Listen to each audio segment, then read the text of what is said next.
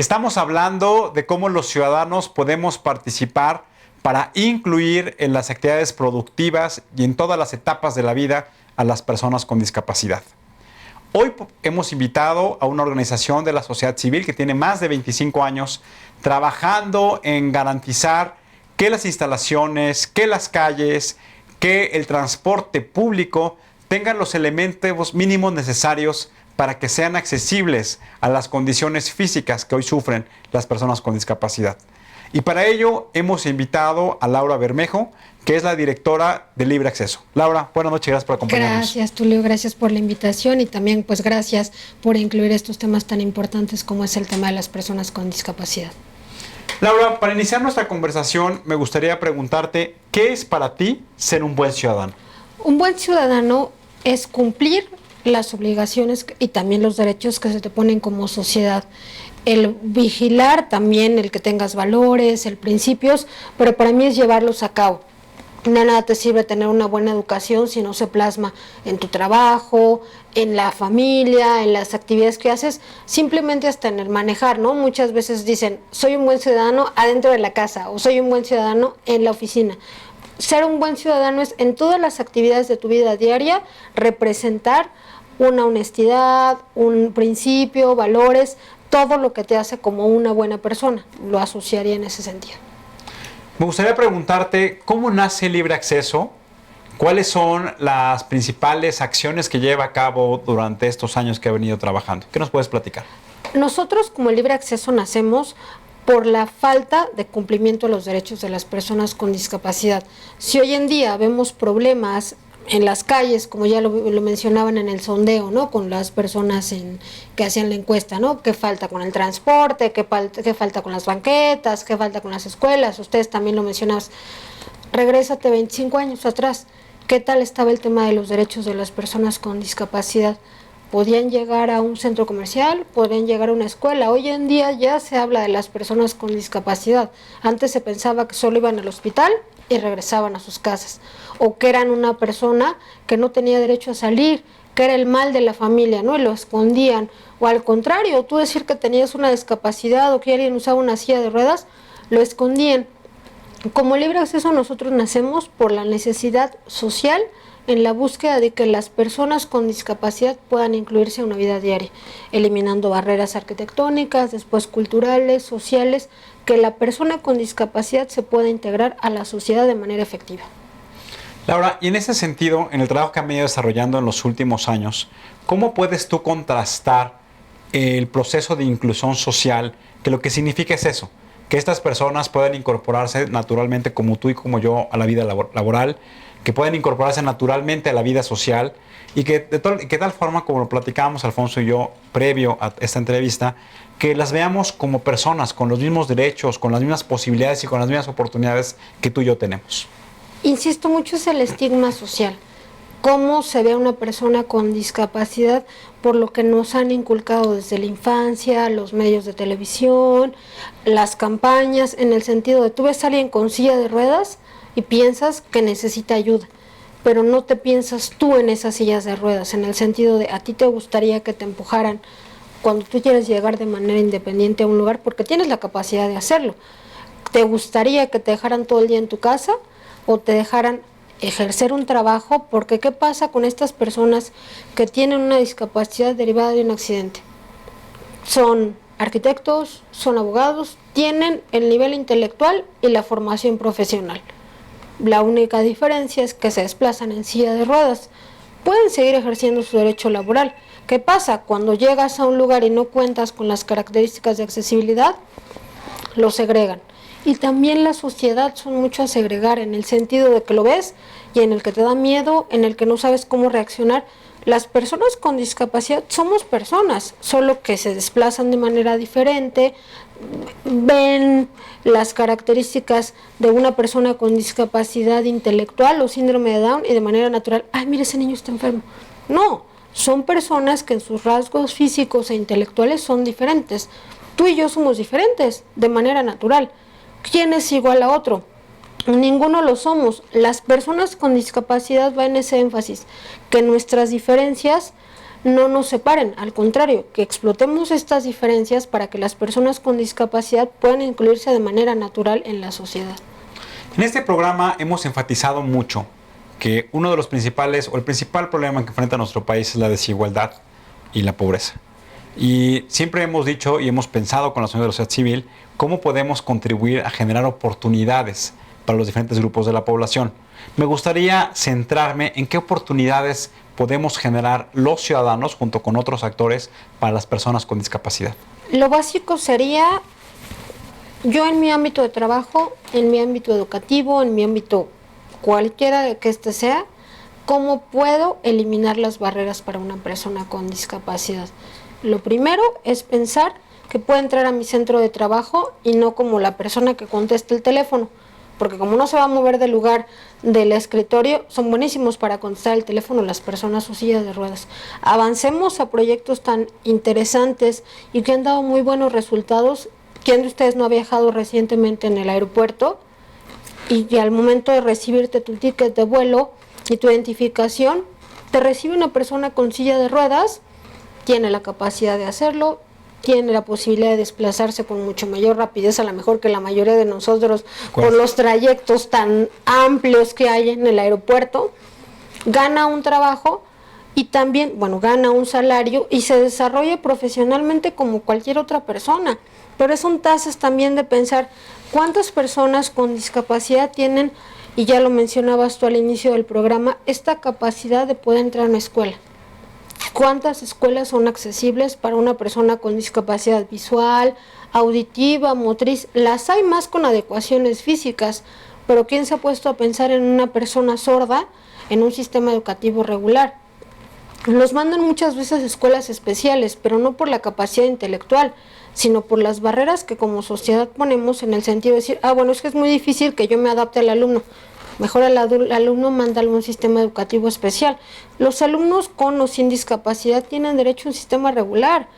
Tú como padre buscas una escuela que sea de acuerdo a las necesidades que tú quieres en tu hijo, ¿no? Que sepa hablar francés, que sepa hablar inglés, todas las actividades.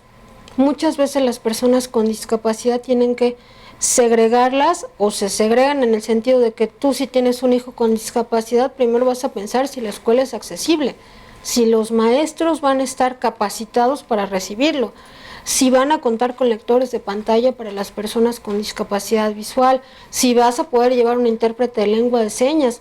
Todas estas características nos dejan en estado de desproporción a las personas con discapacidad. Ojo, no es porque no tengan la capacidad de hacerlo, sino porque de manera natural se les van poniendo barreras que la sociedad acepta como naturales, ¿no? No está la rampa bien construida, pues que vaya por abajo. No, imagínate el riesgo, y esto nos pasa tanto a una madre con una carreola, a una persona que va con su silla de ruedas, a ti caminando de manera natural. Si encuentras una banqueta rota, una rampa mal hecha, no te vas a subir en ella, te vas a ir por el arroyo vehicular. Entonces, al igual, las políticas públicas deben ser incluyentes, pero no pensando en necesidades especiales, sino necesidades de diseño universal que nos engloben a todos con o sin discapacidad para ejercerlas, claro, dando algunos beneficios, pero no pensando en cómo les echas la mano, sino al contrario, cómo como sociedad voy quitando estos estigmas, estas barreras sociales, literalmente para devolverles los derechos que tienen, pero que nosotros hemos puesto trabas para que los ejerzan. Y digo nosotros como sociedad, en el sentido de cómo, yo diría básicamente, no estorbando, no poniendo más trabas que las que una persona con discapacidad, sea cual la discapacidad que tenga, se va a ir encontrando en su día a día.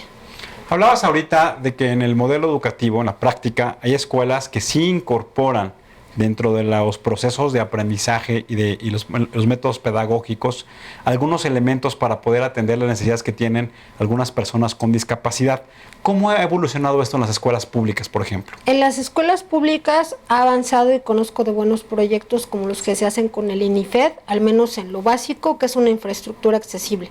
Pero perdón que te interrumpa, o sea, como que estaríamos hablando, uno, que son las condiciones materiales que se deben tener en las escuelas para permitir el acceso. Tú ya mencionabas de la discapacidad motriz o de la discapacidad visual, pero otra también tiene que ver en cómo bajo esta idea de que la sociedad debe ser incluyente a las personas con discapacidad, que en los procesos pedagógicos se incorporen, como tú bien lo mencionabas, a estos intérpretes de las señas, en el caso de los que tengan alguna discapacidad auditiva, o también cómo pueden incorporarse en estos procesos pedagógicos a personas que tal vez tienen algún tipo de discapacidad que limita que tengan un aprendizaje mucho más acelerado como tienen los alumnos. Claro.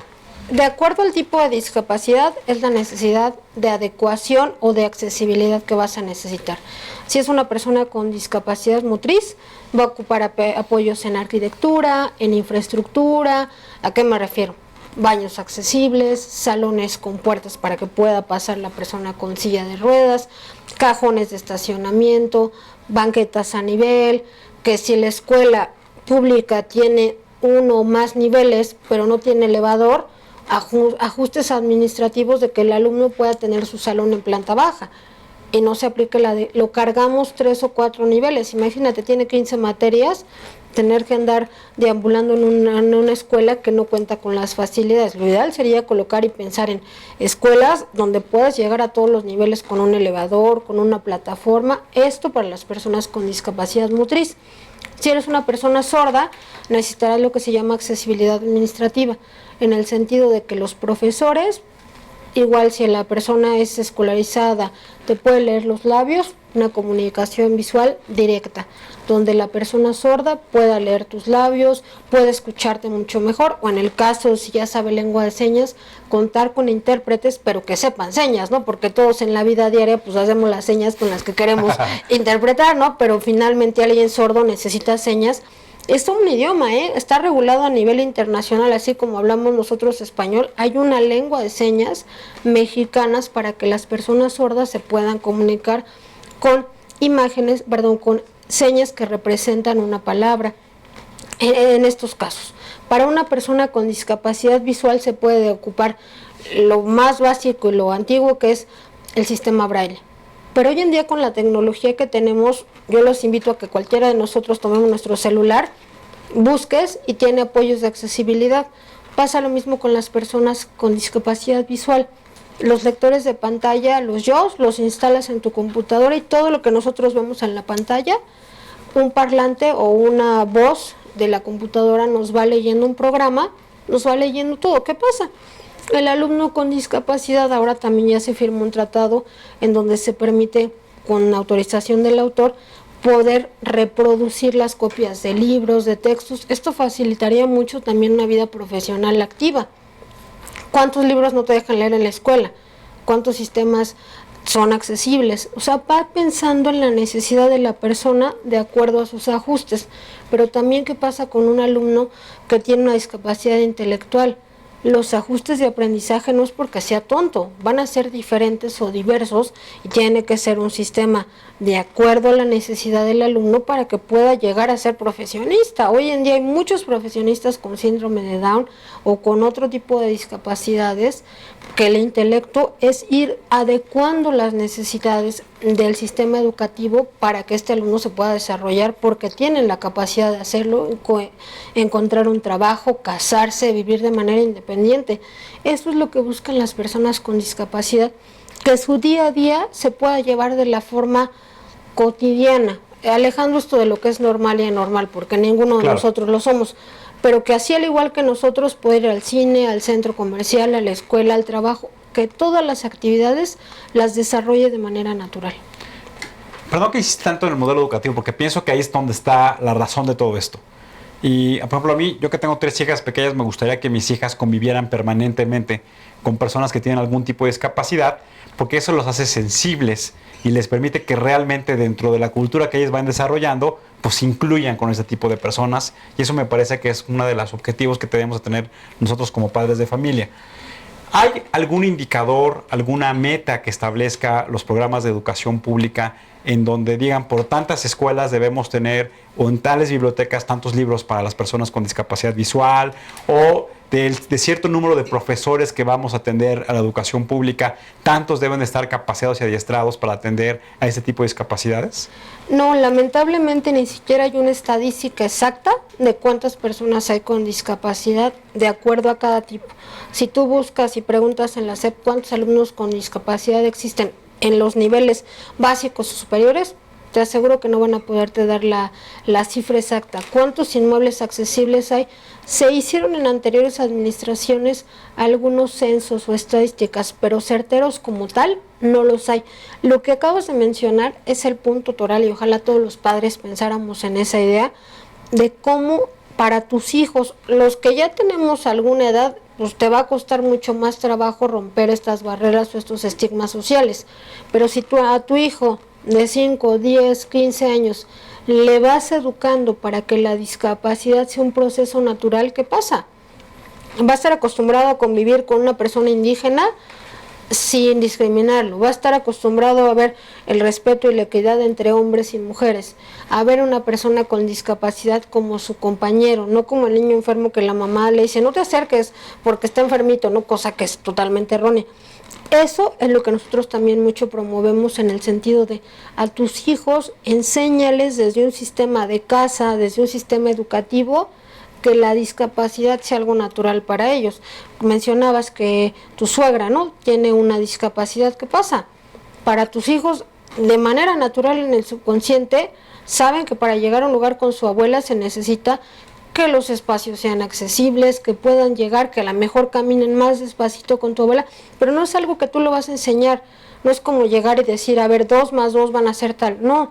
Cuando tu hijo o tu hija de manera natural en su día a día ve a las personas con discapacidad como algo no ajeno, sino algo natural, va a pensar en el tema de, sí, aquí falta una rampa. O sea, ya va a ser un chip que traen puesto. ¿Por qué? Claro. Porque es una necesidad, y lo digo tal cual, es una necesidad de su vida, porque va a plasmarlo en el sentido de, es algo que se necesita. Yo creo que a tu abuela, la abuela de los niños, cuando le invitan a un lugar, pues también es pensar en esto, pero también qué pasa si a alguno de ellos les tocó ver a la mamá embarazada, ¿no? Los ajustes que se necesitan. Les insisto, las necesidades son prioritariamente para las personas con discapacidad, pero pensando en cómo nos pueden beneficiar a todos, bueno, hasta las mujeres que usan tacones, en el sentido de poder tener un espacio libre de obstáculos, les ayuda a su desplazamiento. La otra pregunta que me gustaría hacerte es, ¿las personas con discapacidad ha disminuido de manera importante la discriminación? Porque gran parte de cuando estábamos preparando el programa leíamos que uno de los elementos fundamentales de que se quejan o de que desafortunadamente sufren las personas con discapacidad es la discriminación que viven, insisto, en los centros de trabajo, en las escuelas.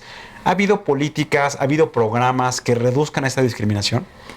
Más que reducirla, yo creo que el factor que ha venido a beneficiarnos es que ya hay autoridades que te ayudan a poder quejarte de la discriminación. Antes, ¿qué pasaba? Años atrás. Si tú eras una persona con discapacidad y no te daban un derecho al empleo, tienes una discapacidad, era algo natural, ¿no?, que no te incluyeran en el trabajo. Hoy en día llegas a un lugar y por el hecho de tú ser persona con discapacidad y no te dan el trabajo, tienes instancias como el CONAPRED, que es el Consejo para Prevenir la Discriminación a nivel federal, o el COPRED, que es el Instituto Local, donde tú llegas, presentas tu queja, este empleador no me quiso contratar por una discapacidad. Incluso también la ley para eliminar la discriminación en el Distrito Federal o la federal ya regulan el hecho de la falta de accesibilidad como una causal de discriminación a una persona con discapacidad. Entonces eso es muy importante, que las personas con discapacidad se quejen, acudan a las instancias adecuadas. ¿Para qué? Si tú en tu casa haces la berreta, llegas y te quejas porque no te dejaron entrar a un lugar, pero lo dejas solo en el interior de tu casa, no hace eco. Si vas, te das el tiempo, presentas tu queja, ¿qué pasa? Va a haber un cambio. ¿Cuántas personas están ejerciendo su derecho pero de manera ordenada? En el hecho de decir, no, ya no me voy a dejar que no me den un transporte accesible, que no me den una educación accesible. Voy y solicito, porque yo como persona tengo ese derecho. No es que tú le me digas, ay, porque Laura, le voy a hacer esta concesión. No, claro que no. En mi constitución, con o sin discapacidad, yo tengo derechos. En las leyes me regulan el cumplimiento de mis derechos humanos. El problema es que como sociedad decidimos tú sí, tú no, tú sí, tú no, y muchas veces por la causa de la discapacidad. Laura, vamos a ver un testimonial, un video que realizaron ustedes como Libre Acceso, que nos permite retratar con más claridad cuáles son las principales acciones que realizan ustedes como parte de la sociedad civil. Gracias. Vamos a verlo. Constituido y fundado legalmente como una asociación civil por un grupo de hombres y mujeres con discapacidad y activistas de los derechos humanos, Libre Acceso es la primera asociación civil que trata el tema de la accesibilidad. Las acciones de Libre Acceso en estos 25 años han sido piedra angular para iniciar esta apertura a la conciencia y la sensibilización de los gobiernos y la sociedad civil respecto a las necesidades de accesibilidad e inclusión de las personas con discapacidad en todos los ámbitos de la vida social.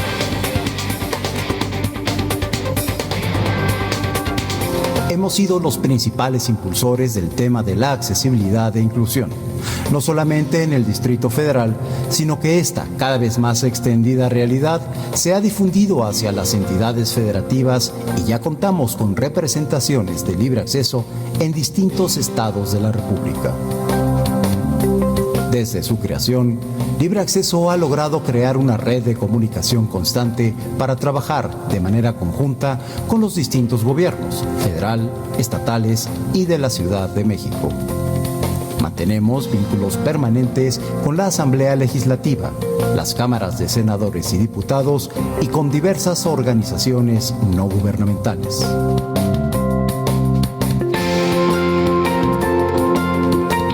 A este esfuerzo también se han incluido diversas universidades e institutos de educación superior, con quienes se han elaborado diversos programas, convenios, intercambios y colaboraciones.